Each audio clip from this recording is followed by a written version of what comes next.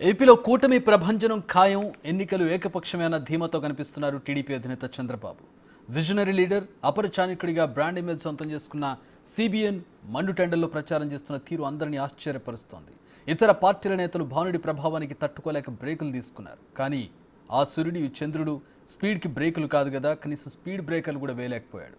70+ ఏజ్లో 90 సెగ్మెంట్లో చంద్రబాబు ప్రచారం చేశారంటే ఆయన స్టామినా ఏంటో అర్థం చేసుకోవచ్చు.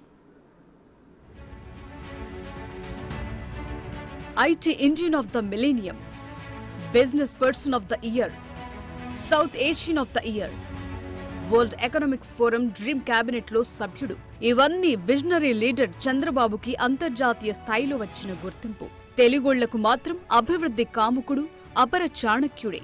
ప్రస్తుత ఎన్నికల ప్రచారంలో వైసీపీ అధ్యక్షుడు జగన్ 14 ఏళ్లు సీఎంగా ఉన్న సిబిఎన్ రాష్ట్రానికి ఏం చేశారని ప్రశ్నిస్తున్నారు. తాను మొదటిసారి సీఎం అయినప్పుడే సైబర్ టవర్స్ నిర్మాణాన్ని 13 నెలల కాలంలో పూర్తి చేయించి హైదరాబాద్లో హైటెక్ సిటీకి పునాదులు వేయించారు చంద్రబాబు.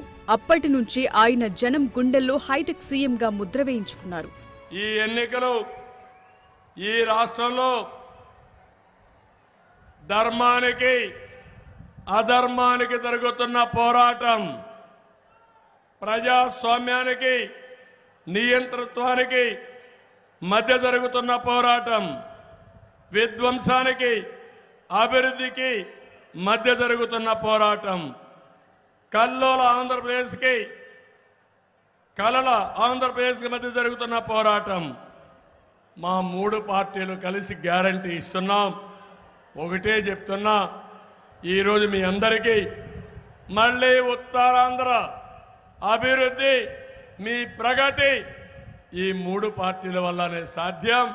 ఉమ్మడి రాష్ట్రంలో 9 ఏళ్లు ముఖ్యమంత్రిగా కొనసాగిన సిబిఎన్ రాష్ట్ర విభజన తరువాత మరోసారి సీఎంని చేసింది ఆ హైటెక్ విజనే. హైదరాబాద్కు దూరమై రాజధాని లేకుండా విడిపోయిన ఏపీకి భాగ్యనగరాన్ని మించిన రాజధానిని ఏర్పాటు చేస్తారన్న నమ్మకంతోనే ప్రజలు గెలిపించారు. ఆయన అమరావతి రాజధాని అనగానే జగన్ సహా అందరూ ఆమోదించారు. అయితే 2019 ఎన్నికల తరువాత ఈక్వేషన్లు మారిపోయాయి. జగన్ ఒక్క ఛాన్స్ ప్లీజ్ అనగానే ఏపీ ప్రజలు ఆయనకు పట్టం కట్టారు.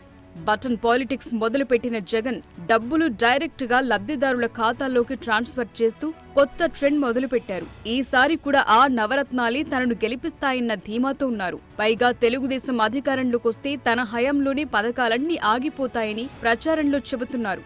ఒకప్పుడు ఒక అతను మనం వినేవాళ్ళం, చాక్లెట్ ఇచ్చి నెక్లెస్ కొట్టేశాడంట. అలాంటి రకం ఇతను. మీకు ఇచ్చింది చాక్లెట్, మీరు ఆ చాక్లెట్ చూస్తానే పాపం ఎంత మంచోడు అని ఉబ్బిబ్బి అయిపోతే టకామని నెక్లెస్ కొట్టి పారిపోయాడు. అలాంటి వాడు ఈ జగన్మోహన్ రెడ్డి. ఒకే విషయం అడుగుతున్నాను, ఈరోజు రాష్ట్రంలో ఎక్కడైనా చూడండి, ఇతను ఒక అహంకారి, ఒక సైకో ప్రవృత్తి. ఎప్పుడు నేను చూడలేదు ఇలాంటి వ్యక్తిని. దుర్మార్గమైన వ్యక్తి. ఏదో నన్ను అరెస్ట్ చేశారని చెప్పలేదు. మీ విశాఖపట్నంలో మీరు చూశారు, శుక్రవారం సాయంత్రం అయితే ప్రొక్లైన్ వస్తుంది.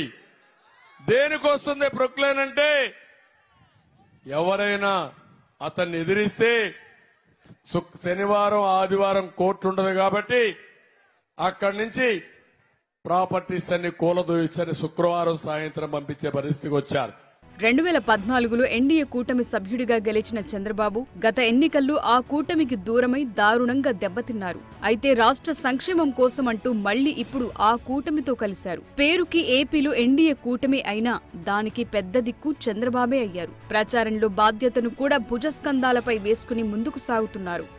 ఏం తమ్ముళ్ళో మీకు అర్థమైందా లేదా అని మిమ్మల్ని అడుగుతున్నా. ఇప్పుడు మీకు బాధ్యత ఉందా లేదా అని మిమ్మల్ని అడుగుతున్నా.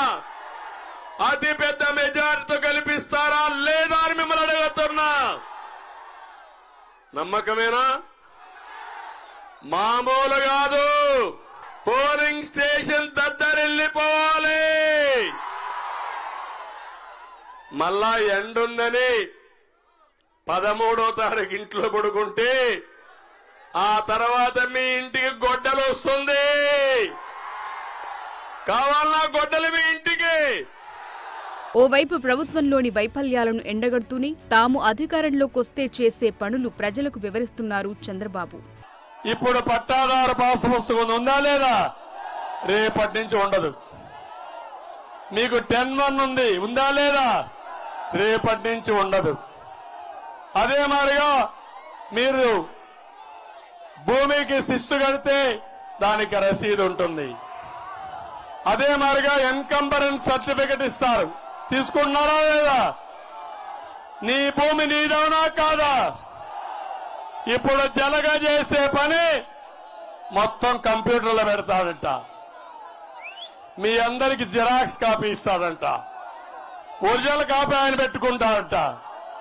జిరాక్స్ కాపీ ఇస్తే ముడ్డి కడుక్కోవడానికి కూడా తుడుచుకోవడానికి పనికిరాదు. జిరాక్స్ కాపీ పనికొస్తున్న తమ్ముళ్ళు అడుగుతున్నా మిమ్మల్ని. నా భూమి నీ దగ్గర పెట్టుకుంటానంటావు, నీ హక్కు ఏముంది?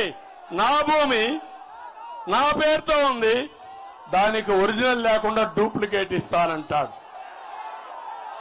ఒప్పుకుంటారా మీరు? పవన్ కళ్యాణ్ చొరవతో మెట్టు దిగి మరీ తిరిగి బీజేపీతో చెలిమి కట్టిన చంద్రబాబు ఎన్నికల ప్రచారంలో అన్ని తానై నడిపించారు. 1950 ఏప్రిల్ 20న చంద్రబాబు బర్త్ డేట్. 14 ఏళ్లు సీఎంగా పనిచేసిన ఆయన వయసు ప్రస్తుతం 74 ఏళ్లు. మండు టెండల్లో జరుగుతున్న ఈ ఎన్నికల్లో ఆయన 90 సెగ్మెంట్లలో ఎన్నికల ప్రచారం పూర్తి చేశారంటే మామూలు విషయం కాదని రాజకీయ నిపుణులు కూడా ఆశ్చర్యం వ్యక్తం చేస్తున్నారు. దట్ ఈజ్ చంద్రబాబు అంటూ కితాబిస్తున్నారు. తాడేపల్లి ప్యాలెస్ లో ఒక సైకో ఉన్నాడు. గన్నవరంలో ఒక పిల్ల సైకో ఉన్నాడు.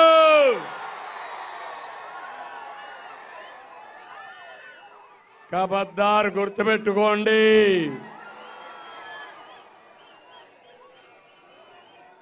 తిన్నింటి వాసాలు లెక్క పెట్టే వ్యక్తి ఇక్కడ ఉండేవాడు. మర్యాదే చూశారు గాని భవిష్యత్తులో రాజకీయ రౌడీల్ని తుంగలో దొక్కకపోతే చూడండి తమ్ముళ్ళు అని మీకు హామీ ఇస్తున్నాను. ఆయన కంటే వయసులో చిన్నవారైన పవన్ కళ్యాణ్, జగన్ ఎండ ధాటికి తట్టుకోలేక షార్ట్ బ్రేక్స్ తీసుకున్నారు. కానీ చంద్రబాబు మాత్రం నిత్య యవ్వనుడిలా అలుపెరగని పోరాటం చేస్తూనే వచ్చారు. ఒక్కసారి కూడా బ్రేక్ తీసుకోకుండా అటు పార్టీ నేతలతో పాటు ప్రజలు ఆశ్చర్యపడేలా చేశారు. అంతేకాదు రోజుకి 3 నుంచి 5 సభల్లో పాల్గొంటూ జనాలతో మమేకమయ్యారు. ప్రతి అంశాన్ని జనాలకు చెప్పటంలో చంద్రబాబు సక్సెస్ అయ్యారని రాజకీయ వర్గాలు చెప్తున్నాయి. మేనిఫెస్టోలో అంశాలతో పాటు ప్రభుత్వ పనితీరుతూ తనదైన శైలిలో కౌంటర్లిచ్చుకుంటూ వచ్చారు. ఇప్పుడున్న పరిస్థితుల్లో కూటమి ఏర్పాటు చేయాల్సిన పరిస్థితులు, సీట్లు సర్దుబాటు సహా అన్ని అంశాలను జనంలోకి తీసుకెళ్లగలిగారనేది నిపుణుల మాట. సో గెలుపోటముల ప్రసక్తి ఎలా ఉన్నా ఈసారి ప్రచారంలో మాత్రం చంద్రబాబే హైలైట్ అంటున్నారు రాజకీయ విశ్లేషకులు.